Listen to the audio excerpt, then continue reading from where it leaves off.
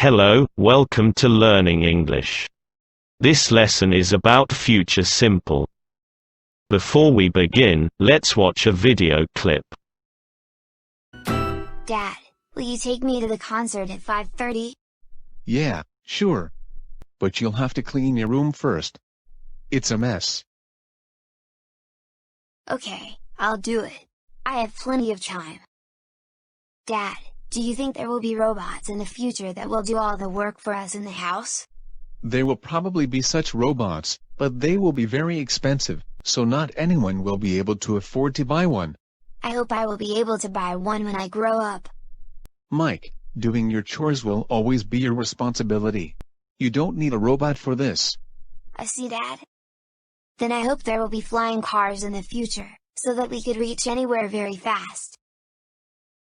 And do you think we'll ever been able to go on vacation to the moon? I don't think that will be possible in the near future. Mike, please go and tidy up your room, or you'll be late to the concert. Okay, Dad. In the clip, you can see these sentences. 1.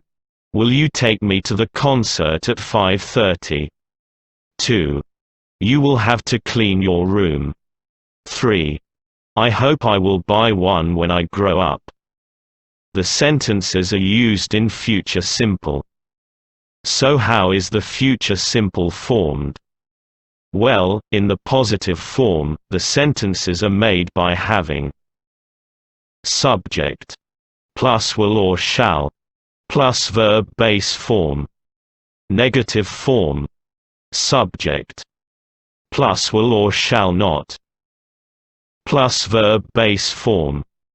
And in question, will or shall plus subject plus verb base form. You can also shorten the form of will or shall as follows. Will or shall can be shortened to ''ll. Will not can be shortened to won't. And shall not can be shortened to shan't. Look at the examples of the future simple sentences. Positive. I will inform you about new information. In the sentence, I is the subject, will is the auxiliary verb will, and inform is the main verb. Second example. They won't make any more noise. They is the subject. Won't is the short form of will not. And make is the main verb. In the third example. Will you always speak up for me? Will is the auxiliary verb will. You is the subject. And speak up for is the main verb. In the forms earlier, we can see that there is an option between will or shall. So when should we use will and when should we use shall? Normally, we use shall only with I and we, but you can also say I will and we will. Will is common in spoken English. However, do not use shall with he, she, it, you and they.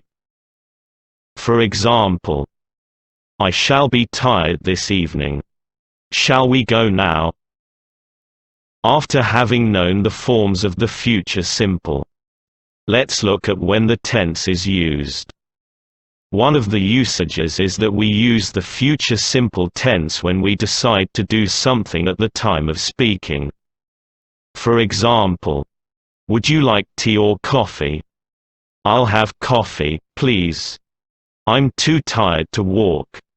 I will get a taxi.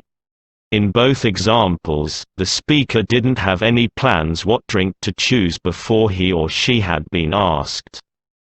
And he or she didn't plan to take a taxi. In another situation, we often use the future simple to give promises and to make requests. For example, you can tell me your secret. I won't tell anyone what happened. Will you please be quiet, I'm trying to concentrate. We also use the future simple when we want to offer to do something or when we agree to do something. For example, there are so many dishes. I'll do the washing up. I can lend you my book, but can you return it to me when you finish reading it? Of course. I will give it to you. In addition to the earlier usages, we use the future simple for predictions. In other words, we often use will with I think, I don't think, probably, expect, I'm sure, and I wonder. For example, we will probably need to wait for them. You are sure that she won't blame you. I don't think they will go jogging. Well, now it's time for you to practice an exercise. Complete the sentences with will plus one of these verbs. Be, like, look, meet, pass. You should spend some minutes to do it.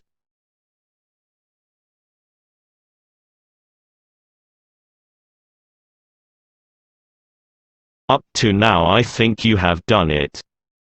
To have your answers checked, you should write your answers in the comment box. Click like and subscribe to get more lessons. Thank you and good luck.